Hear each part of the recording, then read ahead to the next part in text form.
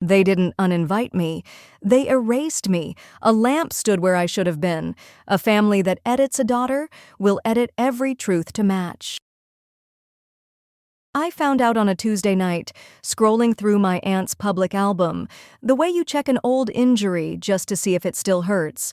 There it was, the family portrait from Sunday's little gathering, the golden lights, the polished table, my mother's pearls catching a flare, my sister's arm at that rehearsed angle, chin lifted like she'd been born to be adored, and the gap where I should have been. Not a gap, actually. They had filled it. A lamp stood where my shoulder would be, the kind of lamp you buy to make a room feel expensive, beige shade, brass stem, dimmer set to warm. A lamp had replaced me. I zoomed in until the pixels turned to noise. The crop was clean. Whoever did it knew what they were doing, which meant it wasn't a mistake, which meant it wasn't about space, which meant this was intentional. Erase the girl. Keep the glow. I could hear their voices, even with my phone on silent. "We love you, Aria. We just need peace. Don't be dramatic. Don't make this about you. Try not to ruin things." They loved me in past tense, the kind of love that lives in a box marked memories and only comes out when guests ask questions. My sister, Celeste, had texted the week before, short, bright, weaponized politeness. "Mom's nervous about Sunday.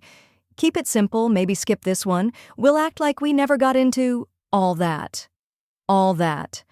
All that covered 10 years of me keeping food hot and conversation harmless. All that covered my father's vanishing act, my mother's fragile dignity propped up by whatever story Celeste fed her, my role as the quiet glue that didn't even get to be called glue. Glue is useful. I was convenient.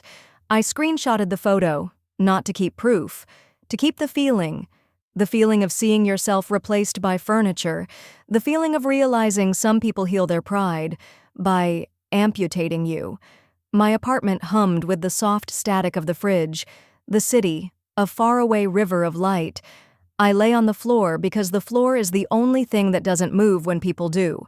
Phone face down, pulse in my teeth. I didn't cry. Tears are a currency, and I had spent enough. I opened the Notes app because that's what I do when the world shifts and won't say where it's going. I wrote one sentence. Tonight, they cut me out of a picture. Tomorrow, I cut them out of a story. A story isn't a post. A story is a corridor with no doors but one. A story is a mirror you place at the end, so whoever walks it must look at themselves when they think they've escaped. And if you build it right, they can't turn around.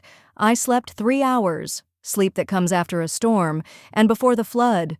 Morning, coffee, no sugar. The brightness outside felt like a dare. On my desk sat a shoebox I hadn't opened in 2 years, the things you keep even when you swear you're done keeping. Receipts, envelopes with my name scribbled over to hide it, a printout of the email my mother sent the week I paid Celeste's rent. Launch event. Short-term stress. Be compassionate. Thank you for helping your sister. You know how fragile she gets. Don't tell your uncle. There was also a thumb drive. From the year I learned that silence isn't the same as peace. I had told myself I wasn't saving it for a reason. I plugged it in. Blue flicker on my face, folders labeled with dates, and little names I invented to hide what they were, not from anyone else. From the part of me that still wanted to believe we were a family. Voice memos. Celeste. Tipsy and kind. You're my rock, Ari. You don't judge. Screenshots of transfers. Red bubbles stacked like a rash. Messages from Mom that start with gratitude and cool into command. You're so dependable. Send what you can. Be generous. Your sister needs this. And then, the videos. The backstage ones. A toast rehearsal. Celeste, coaching my mother for a fundraiser. If we sound humble, they give more. Don't mention area. It complicates the narrative.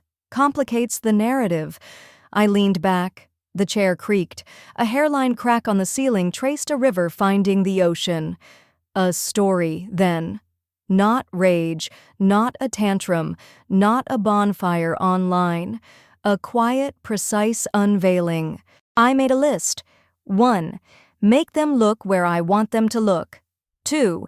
Make them listen to themselves. 3. Remove the stage, not the actors. 4. Offer no defense. Offer only truth. I changed my profile photo. Nothing dramatic. A candid from a night my family never knew I had. Laughing with people Mom would call strays and Celeste would call liabilities. I looked like light had chosen me. I unmuted 3 accounts whose joy once made me feel like a thief, let their color bleed into my feed. Then I sent a message. Not to Celeste, not to my mother, to the house. The house has an email, a family alias for recipes and emergencies.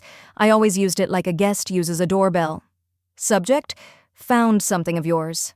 Body: a single image, not the erased photo, an old invitation. The night my father left, the party my mother refused to cancel. Celeste on a chair making a speech about resilience while I took coats, smiling like a polite ghost. At the bottom, in my father's hand, family is not optics. If we forget that, we deserve the consequences. I added no explanation. Send, shower, steam the mirror, eggs I didn't eat. Hallway light creeping over the floorboard like a slow confession. 18 minutes. The family thread woke like a beast. Pings. Aunt Lena, where did you find this?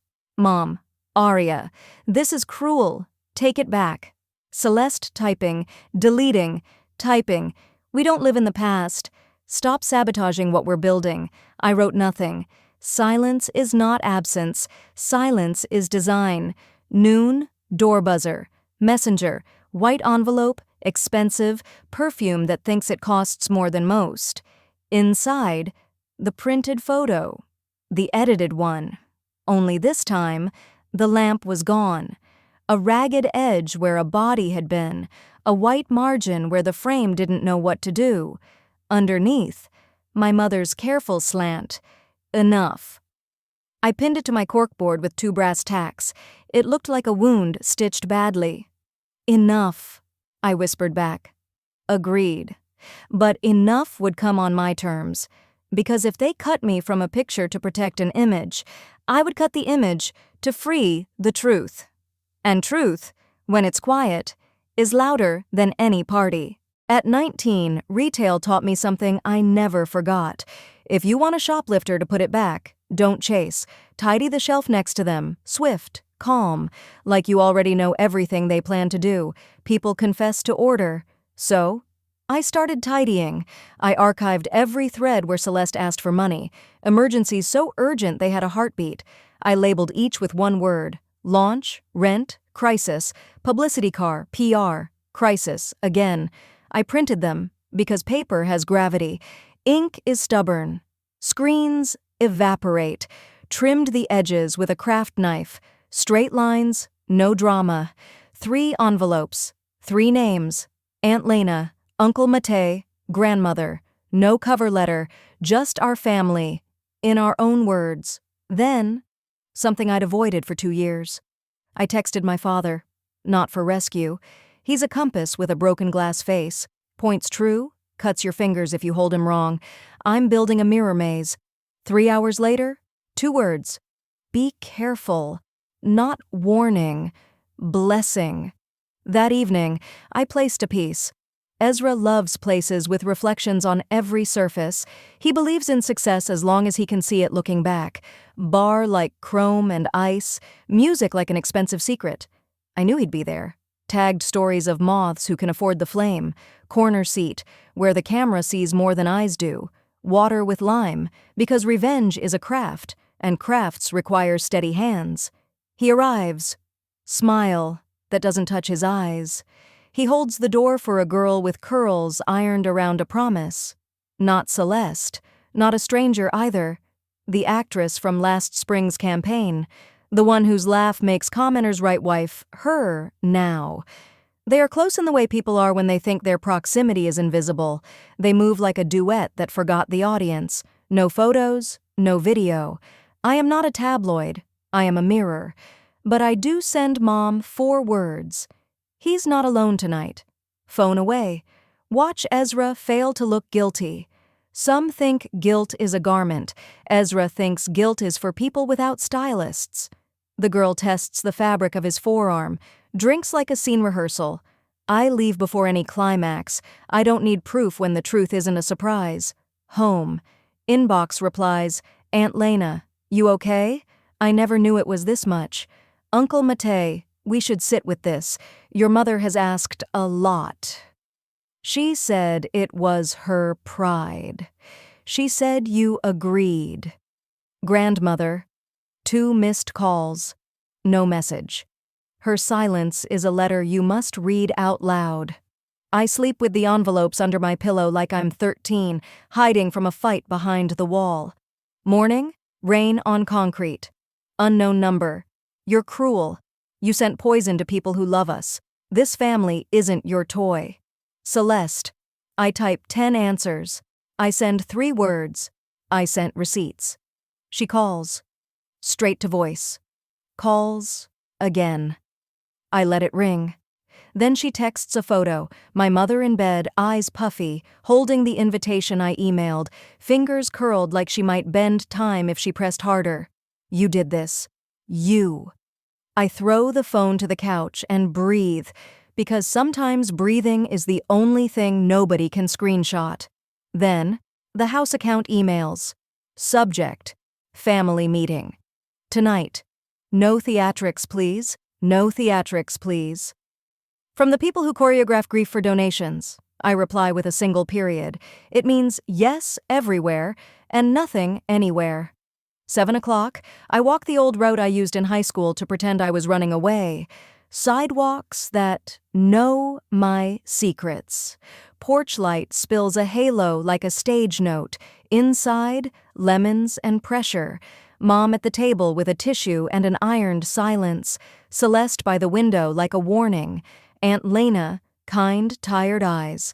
Uncle Matei, back straight, hands steepled like he came to negotiate oil prices. Grandmother, reading tea leaves without reading. No Ezra. I sit. They start. Mom's guest and verdict voice. Aria, we are family. Whatever you think you're doing, you're undermining the stability we worked hard to maintain. Your texts, your emails, these exhibits. They are hurtful. I study the lemons in the bowl. Bright, clean, sour. I say nothing. Celeste snaps. Stop playing martyr. You've been jealous since we were 12. You think you're the only one who hurts. You don't understand pressure. You don't understand what it takes to be the face of something. Uncle Matei. Celeste. Enough. Grandmother sets down her cup. If you are the face, be careful which way you look. When the truth is behind you. I roll from Celeste, then she points at me. You sent those messages. Out of context. You made Mom cry. You are manipulating perception. I lean forward, tap my father's note on the invitation. Family is not optics. Mom flinches.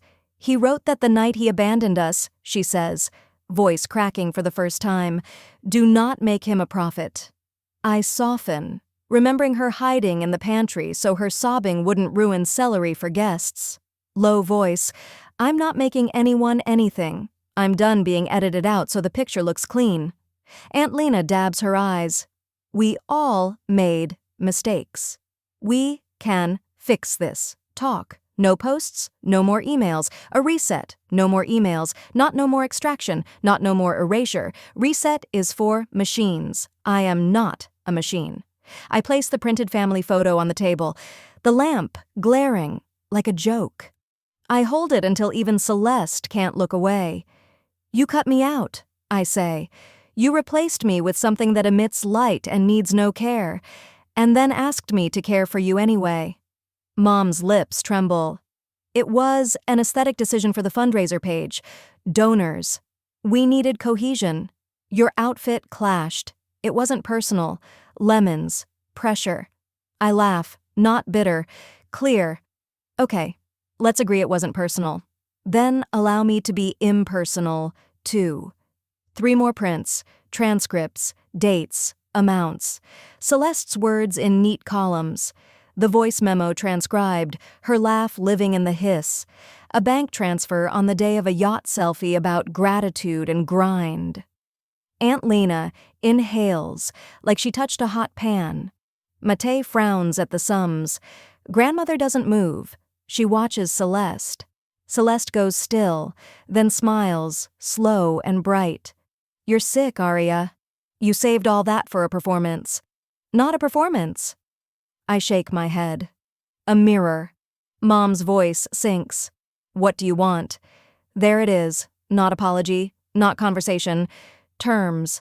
I meet her eyes. I want the story to be true. Publicly. No cutouts, no lamps, no money dressed as love, no love dressed as money. Tell the family what you told me. Tell the donors what you told me. Tell the truth about how much of your stability was built on my silence. Mom looks older than I've ever seen her. Aria. That will destroy your sister. Celeste's smile cracks. No one destroys me, she says, but her knuckles go white around her phone. I stand. Here is the mercy. You have 1 week. Celeste laughs too high. Or what? I tuck the lamp photo back in my bag, or I tell the story you made me live. I leave before anyone can rehearse a speech. Outside, rain begins, soft, honest, touching everything without asking who deserves to be wet. Deadlines are spells. You say them out loud, and the world rearranges to meet them. Day 1, quiet on their side, busy on mine, like a kitchen when the dining room thinks magic happens without cooks. Windows open, lavender candle from a friend who left a man that thought he owned her Sundays. I lay out the story in chapters. 1. The edit, image over daughter. 2. The ledger, silent subsidies, gaslit gratitude. 3. The facade, Ezra's rehearsed integrity. 4. The note, my father's sentence. Not prophecy. A mirror, not a thread. Threads are for arguments. A reading, read once to the right eyes, then leave the room. I draft an email to a local reporter, a real journalist who covered a neighborhood eviction, like it mattered. Eyes that apologize for nothing. A voice that makes confusion feel temporary. I don't send it. A story like this must break where it started. If family made optics, family can unmake them. Day 2. Celeste posts a sunrise from a hotel balcony. Caption, lessons and resilience. Applause in the comments. I bake lemon cake, the smell making time sit down. I share a slice with Mrs. Vale across the hall. She smiles. I like how you cook when you're angry. The building feels safe. I'm not angry, I say. No, you're surgical. Day 3. Ezra, charity gala. Bow tie, clean jaw. The girl with curls, blurry at the edge. Caption about giving back. Rising together. I text Dad 2 words. Not yet. He replies with 1. Good. Day 4. Aunt Lena. Your mother hasn't slept. She's terrified. I wish she'd say she's sorry, even if she doesn't know how. Me, I don't need sorry. I need true. Day 5. Buzzer again. Not a messenger, a lawyer with a suit trying too hard. Cease and desist. Reputational harm, tortious interference, emotional distress. He pronounces them like I'm new to language. I read. Nod. Close the door. I write a reply in a language older than threats. No. Day 6. Ping from the number I expected. Ezra. We should clear the air. Coffee. I send the cafe address where the barista writes poems on a chalkboard and charges $2 less than he should. Noon. He arrives 12:15, apologizes like a man who thinks late is charming. Foam with a yacht name, elbows wide, claiming space, sincerity as an accessory. Your family's in pain, he begins. Celeste is under sponsor pressure. Your mother's fragile. There's a way to handle this without escalation. What way? He smiles with eyes and mouth, not conscience. We reframe, collaborate on a statement, honor feelings, keep donors, avoid spectacle. You gain nothing by going nuclear. I sip. Nuclear is loud. I prefer gravity. He shifts. What do you want, Arya? Money? The word hits like a fork falling off a plate. I smile. The kindest way to say no without wasting breath. I want the truth. Publicly. In their words. Yours if you want. Or silence. I'm flexible about your role, not about theirs. He taps his cup. For someone who hates optics, you're good at arranging them. I stand. That's the last free observation you get. Outside, winter bright day. A window reflects me only once. Feels like a blessing. Day 7. Voicemail from Mom, voice like a rope pulled too tight. We will issue a statement. You will not dictate content. We will apologize for hurt feelings, not for decisions made under pressure. We will not mention money. We will not mention Ezra. We will reaffirm family unity. Final offer. Offer. As if I came to buy my way back. Noon. I email the journalist. Subject, you like real stories. Body. I told the truth and they cut me out of the photo so donors wouldn't feel complicated. Documentation attached. Not for revenge. For record. Blur any minors. If you don't cover it, save the files for someone who needs them to believe themselves. I attach only what matters. The edited photo, the ledger, the lawyer's letter, the deadline, the silence. I walk to the river. Water keeps moving no matter who tries to dam it with a press release. 3:18 p.m. Headline ping. Local nonprofit faces. Questions after donor-facing photo was altered to remove family member. The story is clean. No names, no slander, just facts. Verified twice. And a final question. What do we call family when image management becomes dinner's language? Mom calls. I let it go to voicemail. Later, in the dark, I listen. You have humiliated us. Do you understand the consequences? Consequence means with sequence. The order here was simple. They cut, I bled, I stitched. Now they look at the stitches. 8:47 p.m. A comment under the article from a floral icon. Sometimes the person they cut out is the one who kept them whole. Sometimes the lamp is a warning. I didn't write it. I liked it anyway. The first crack didn't show on their faces. It showed on the check. By morning, 2 donors paused contributions, pending clarification. Not panic, not outrage. The lethally polite language of accountability, the kind that makes nice clothes sweat in places they pretend they don't. Celeste goes live. Ring light loves her. Comments march in rows. Her sorrow is a woman betrayed by misunderstanding. We are a family. We made decisions under pressure, never intended harm, privately navigating a complex situation. Please respect our dignity. I watch 5 minutes, then turn the sound off. Watch with my eyes instead. Minute 3, she blinks faster. Minute 4, shoulder twitch as comments turn. Minute 5, she looks left. At our table, left meant wait for approval. Left meant adjust. Afternoon. Aunt Lena brings soup and exhaustion. She sees the lamp photo on my board, puts her forehead to the table. I tried for years to make your mother see you. She looks straight at you and sees trouble she doesn't deserve. I told her, trouble is something you earn by ignoring truth. We eat soup that tastes like apology without words. Dusk. Grandmother calls, come, now. Her apartment. Cloves. And old books. Sweater with mended elbows. She points to the chair where light lasts the longest. You must know something. In my village, when a family cut someone out of the photo, it meant they were dangerous to the story. Sometimes the dangerous one is the liar. Sometimes the truth teller. Both break the spell. Only one sets you free. Which am I? She smiles like she saw my face before I was born. Truth breaks faster. She puts a folded paper in my hand, a letter from my father, 6 months after he left, addressed to me, never sent. I read until words blur. I left because I was told my presence made us ugly. I let them dress me as absence to make the pictures pretty. I thought if I went, the light would come back. It didn't. It moved. It moved to you. If they ever cut you from the frame, remember, light doesn't need permission, it needs space.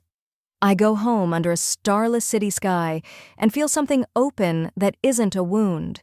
Morning brings the sound of gravity. A leaked audio hits the group chat like a dropped plate. Celeste's voice, laughing, coaching. If we remove her, donors won't ask about her politics. She's complicated. The lamp keeps the symmetry. No one misses what they never saw. The clip isn't mine. I never recorded it. Someone did. Someone close. For a second, the instinct to defend her. That old ache. Families are private. Don't air the mess. But then, the lamp, the lawyer, the deadline, my name turned weapon. I do nothing. I let truth do what it does when it's tired of being tidy. Noon. Ezra posts a story so vague it confesses nothing and begs applause. Protect your peace. Don't let haters define your worth. Choose light. The girl with curls shows a champagne flute in a hand not hers. Caption with a heart. Comments with knives. 3 p.m. Nonprofit statement tries to cry. We regret the alteration of a family photograph used in donor materials. We're revisiting internal review practices. We value all families as they are.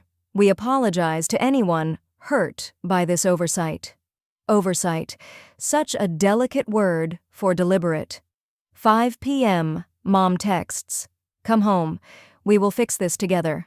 I imagine stepping into the kitchen where my hands know every plate. Her pouring tea to end a fight without admitting it started. I type one sentence, I will not be furniture. She replies with a photo. Not the lamp, not the fundraiser. The table, set for 3, no chair where I used to stand. The message says nothing. The message screams. Phone off. Midnight quiet. I hear ice settle in the tray. I lie on the floor, breathing as promise, not task. Door buzzer. Ezra. No cameras, no curls. Scaled to size without music. We need to talk. No. Hand lifts. Not to force, to beg. Please, it's not what you think. I can help. Celeste is spiraling. Your mother is making calls. They're going to frame you as unstable, vindictive, obsessed. If you don't let me in, you lose the narrative. I laugh. Narrative. He nods. Misreading. Let me help.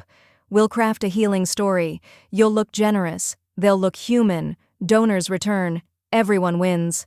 I open the door wider, stand like a hinge that learn to choose. You did cheat. The girl with the curls. Don't insult me with denial. He stares, then shrugs, like expedience is a god. It's complicated. I care about Celeste, but she understands the game. She taught me half of it. She plays to win. So do I. Help me, help you. He offers a hand, a small, simple, dirty deal. I look at it like a sleeping snake on my porch. I close the door. It feels like a chapter ending itself. I text the journalist one line. You may ask me one question on the record. She. What do you want people to understand? Me.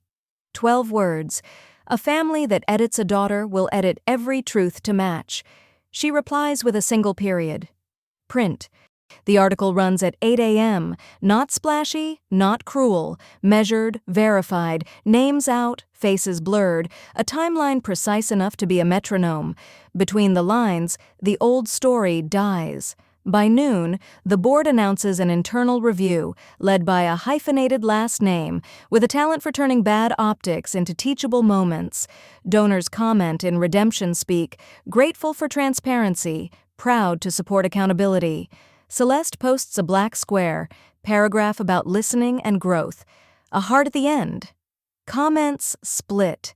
Forgive Queen. Where is Aria? My inbox fills with quiet messages, cousins, former neighbors, women who say the edited photo tastes familiar.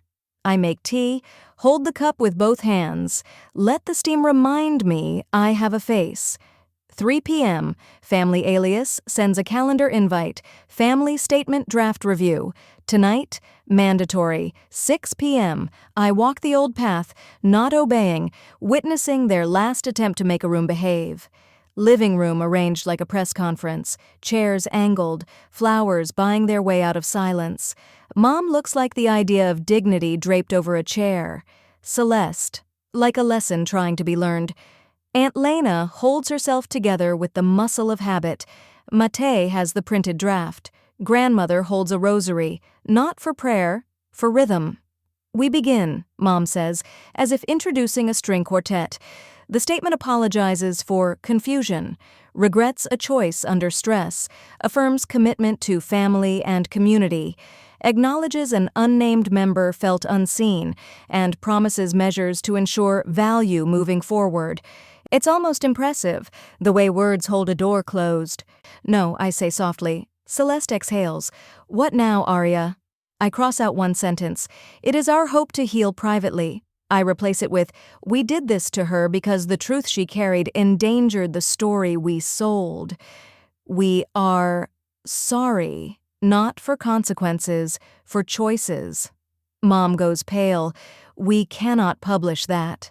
Aunt Lena whispers, we have to. We've been lying in pretty ways for years. Mate looks to grandmother. She nods once, a blessing shaped like agreement. Celeste stares, then laughs. Not the bright one. The real one. Fine. You want a confession? Here's one. I cut you out. I said you were complicated. I told Mom you'd cost us donors. I said we were building a brand. It worked. Until you decided to be unforgettable. The room doesn't breathe. She leans in, eyes hot. You think truth is pure. It's not. It's a tool. I used it. You're using it now. Difference is, you'll burn the house down to feel warm. I want to keep the lights on.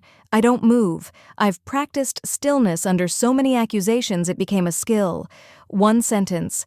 I am not cold. For a heartbeat, the little girl returns. The one who hid with me under a blanket in thunderstorms. Then the mask clicks back. Mom stands. Enough. We will publish what we have and pray time sands the edges. Grandmother stands too. Time is not your servant. It is your mirror. She tears the draft neatly in half. Write again. So we do. Not together, but in the same room, which is a kind of miracle. I write a paragraph. Aunt Lena adds a line that tastes like honesty. Mate turns a vague regret into a concrete action, with dates and numbers. Mom crosses out a sentence with trembling hands, replaces it with a shorter one that hurts more because it's true. Celeste writes 3 words. I was wrong. She circles them. Twice. So she can't retract them later. When we're done, 3 paragraphs that don't sing, don't plead, don't brand. They fit on 1 page. We read it out loud. No music, no lamps. Mom sends it. To the board, to donors, to the list. Then, something I've waited my whole life to see. She turns to me and asks a question with no weapons in it. Will you stay for tea? I stay. We drink without a toast. No one looks left for approval. At the door, she touches my forearm with fingers that don't demand. I see you, she says. It's not an apology. It's a door. I step through, into a night that feels less like a cover, more like a sky. Redemption isn't a montage. It's a calendar. Days you show up, days you don't. Days you fail quietly and fix it without witnesses. The week after the statement, the nonprofit continues. Smaller, more honest. Some donors leave. Better ones come. Not richer. Better. People who read to the end before they clap. Celeste disappears for 7 days. On the 8th, she posts her face without filters. Caption doesn't ask. It offers a list. 3 people I hurt, 3 ways I'll change, 3 places I'll be quiet, and do the work. Comments. Confused, then kind, then normal. Ezra posts a brand partnership in the morning, all white teeth and yacht metaphors. The girl with curls tags a brand so hard it looks like a bruise. I scroll past both and feel nothing. Not indifference, freedom. Mom starts calling on Sundays, not to report, to ask small questions that matter more than statements. How do you make your rice fluffy? What makes your soup taste like the garden? Do you have the lemon cake recipe? I send recipes with notes. You taught me to rinse rice like pride.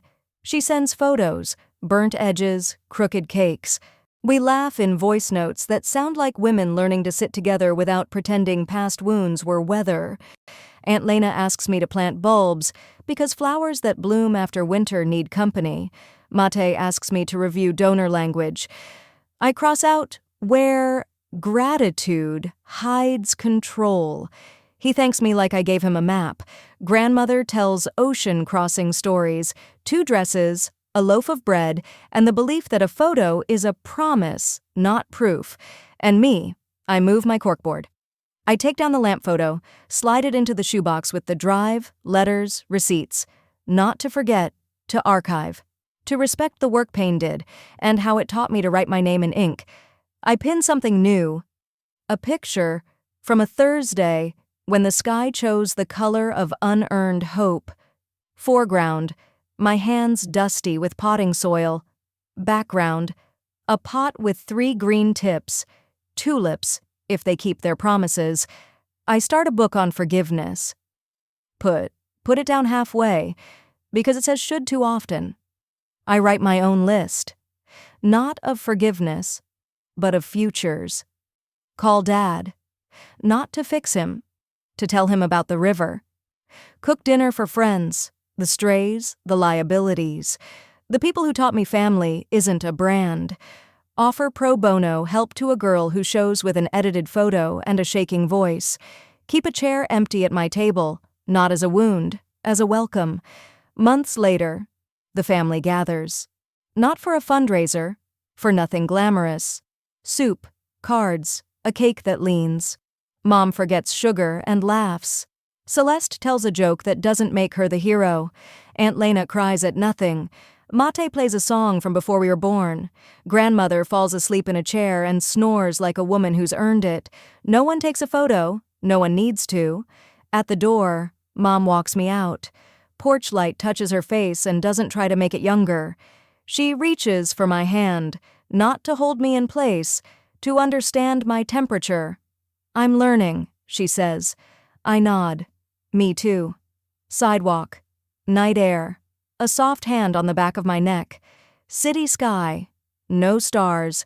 But I know they're there, working whether or not we see them. Home. I open the shoebox. Add one more note on top of everything else. We did not become different people. We told the truth, so the same people could finally stop acting. Box under the bed. Light off. Room is dark, and I can still see. Because after all that erasing, here I am, not brighter, more honest. And honesty is how light learns your